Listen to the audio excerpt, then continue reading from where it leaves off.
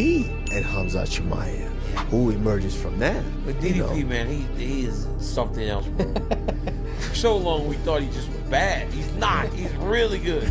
He's like Dricus Du Plessis, the new UFC middleweight champ, looks like a real-life superhero. His shoulders are huge and his abs are cut so deep they look like someone carved them with a knife. For a second, you might think there's a comic book filter over him, but it's all real. Years of training, brutal workouts, and dedication built that body. Fans around the world can't stop commenting. Some shout, "Bro." A civil jury in Ireland finds that mixed martial arts fighter Conor McGregor sexually assaulted a woman in a hotel penthouse during a night of just went Super Saiyan. Others worry, all that muscle burns oxygen. What if he gasses out in a tough fight? But before that hype even settles, another headline breaks. Conor McGregor just lost a court appeal. Now he's facing another lawsuit connected to a 2018 nightclub incident. He doesn't stay quiet. Fires you out. He called Gaethje out. Patty was the one, though, that walked into the octagon. How did he become the one that got into the octagon and it wasn't you, the number one contender? It was the Joe Rogan mistake, and he shouldn't call his even name, bring him to the octagon. I said, this is not sport, this is WWE. Back on social media, calling it all a setup.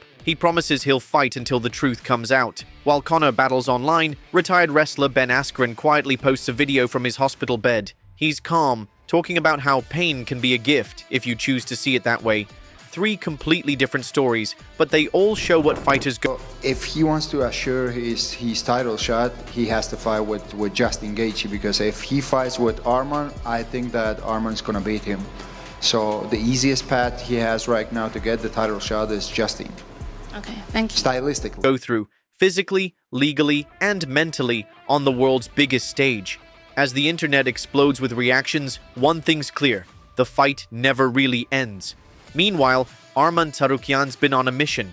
For the past 6 months, he's been chasing Ilia Topuria like a hungry dog, chasing a speeding truck, no slowing down. You got Chimaev versus DDP. I've got DDP over Chimaev. I've got Dricus Du Plessis winning. I think Dricus survives round 1 and finishes Chimaev in the later rounds. Dricus is a really good fundamental base in jiu-jitsu. Every interview, tweet, or camera shot, same message: fight me or give up that belt. Ilia just became champ after beating Charles Oliveira. He's smiling, joking that he might just drop the belt instead of giving Arman his shot. The fans are divided. Some love Ilia's attitude. They say it's smart business. Others see it as ducking. Even Daniel Cormier. He's an incredible fighter, but you're fighting in the top 5 of the UFC. Everybody's incredible fighters. He has this one thing that works for him, and it's been good, but Khamzat is an absolute animal, absolutely. But you look at the Gilbert Burns fight, which you could have scored either way. You look at the Kamaru Usman fight. He speaks out on his podcast.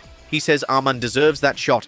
One late withdrawal shouldn't erase all the times he showed up ready. To keep the buzz going, Arman posts a video from a shiny Rolls Royce. He jokes, "If Joey Chestnut won't duck me, neither should Ilia." Fans go wild with memes. Arman on a hot dog float, Ilia running away in cartoon smoke. But beneath all the jokes, real tension. Will Ilia defend like a true champ, or will the UFC skip? I kept looking up at the clock. I said, when are we doing this? Yeah, you saw me looking at the clock a few times. I'm like, well, okay, that's 25 seconds left. I said, not time yet. Then we pointed down. I said, okay, I oblige. And then he hit me with a few shots. And I said, okay, we're going to wrestle a little bit. Let me clinch up. There's only 8 seconds left. Arman for someone more famous, leaving him waiting again. This face-off just keeps getting more intense. And then, boom, another twist. Word spreads that Khamzat Chimaev's team asked for $700,000 for just 1 hour. Give us your thoughts on what you would like to do next. Dana, give me a jet to Spain, baby. I'm coming for Ilia Topuria. On Aiden Ross's live stream, Aiden says it live, laughing in disbelief. The chat explodes. LOL. No way. Cap. Meme pages go wild. They paste the $700,000 price tag over luxury jets and sports cars. But some hardcore fans say it makes sense. Khamzat's undefeated, a global star. Millions would... So you can make that 18, 20-pound cut to 35 real easy. Oh, yeah. To 136 now, though, baby. Oh. Yes, sir. No more champ. We got them 3-round banger. Yee! Yeah. Yeah, I'm talking about. Good. I'm firing. Watch. That's ad money gold. Others think it's just a bluff, a test. See how much Aiden's really willing to pay. Not wanting to miss the moment, Michael Chandler jumps on X, Twitter. He offers to join the stream for way less than $700,000 with a wink. His post goes viral. A little trash talk, a lot of headlines. This isn't just about fights anymore. It's about online clout, sponsorships, viral moments. In 2025, fame equals money, and every wild number keeps people talking. Meanwhile, no one knows if Khamzat's check would have even gone through. Over in the spotlight, Max Holloway steps up to the mic. He's smiling like always, chill surfer vibes, but his right hand, wrapped up like a birthday gift nobody wants. Just weeks ago, Max went 5 rounds with Dustin Poirier, outboxed him. Fans were jumping out of their seats. Blessed is back, they said. Maybe another title shot. Then x-rays, small fractures all over his hand. Doctors say one wrong punch could ruin it all. Max says he'll see a specialist, probably sit out the rest of 2025 to heal up. It's like someone hit pause during the best part of the movie. Social media reacts fast. Sad emojis everywhere. Fans share his old highlights like a digital get-well card. But Max? Still positive. He reminds everyone, good things take time. Just like waiting for the perfect wave on Oahu's North Shore. While Max recovers, other lightweights see a chance. Justin Gaethje, Charles Oliveira. They're circling, waiting for a shot. Max's absence could shake up the whole division, but he promises to come back stronger. Better boxing, stronger kicks, and healed bones. Another chapter coming soon. Now Sean O'Malley enters the chat, literally. He shows up to a podcast wearing neon sneakers, purple sunglasses, and a smile that says, "I love this life." He doesn't have the bantamweight belt anymore, but he's having fun. "No more title cuts, baby," he laughs. Fists in the air like he just won a stuffed animal. The hosts ask if he'll bulk up for featherweight. Sean says maybe, with 6 or 7 months of real lifting, he could put on 5 pounds of pure muscle. Coach Tim Welch is there too, nodding. At 5'11", walking around at 160, Sean's got room to grow without slowing down. Clips from the podcast hit TikTok. Fans go crazy. Some want to see him land spinning kicks on taller guys. Others warn, featherweights wrestle hard. Sean might get slammed. Sean shrugs. To him, it's just another level in the video game. He says it plain, rankings don't matter as much as excitement, and he's chasing money fights. Whether he stays at bantamweight or moves up, 2 things are guaranteed: flashy entrances and finishes that keep judges out of the picture. Fans can't wait for his next walkout. It's probably going to break the internet again. Back to McGregor, his social media is like a glitter-wrapped time bomb. One post and boom, headlines everywhere. This time, an Irish court just denied his appeal in that 2018 nightclub case. And right away, he drops a bunch of voice notes and angry text posts. He says the verdict is insane, says he'll keep fighting in court just like in the octagon. Reporters dig deeper. They find that the person suing him is also suing old neighbors, accusing them of lying. Podcasters debate, is Conor being brave, stubborn, or just keeping his brand alive? Meanwhile, Conor keeps posting training clips, shadowboxing on a yacht, kicking bags under neon lights. One post shows he's back in the USADA testing pool. Supporters flood his comments with clovers and GOAT emojis. Haters, they drop clown faces. But every legal blow he takes, Conor responds with a promise. "I'll be back. You'll see." He ends the week with one message: truth will win. See you soon. Where? In court or in the cage? No one knows. But fans can't stop watching. While all eyes stay on the big names, the UFC machine keeps rolling. Matchups, signings, and new opportunities pop up fast. Over in Shanghai, featherweights Ya and Weston Wilson just signed to fight on August 23rd. Both guys have had some ups and downs. 3 wins, 2 losses in their last 5, but this match could change everything. It could push one of them up, or drop them down hard. Another change, Keenan Song is off the card. Stepping in is a local fighter, Tayori, riding a 5-fight win streak, and he's not just fighting for a win. He's dreaming of a show-stopping debut in front of his home crowd.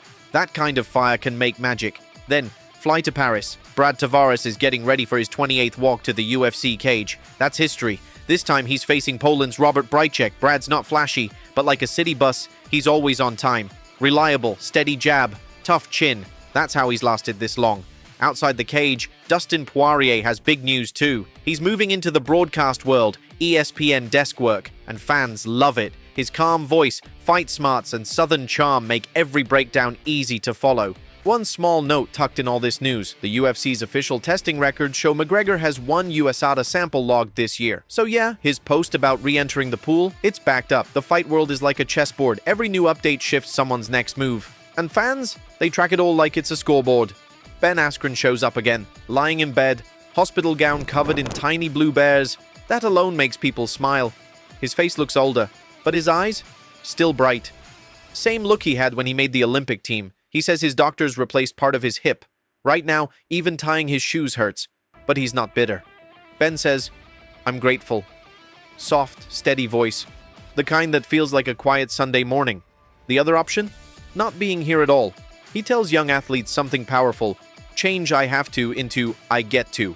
I have to train becomes I get to improve.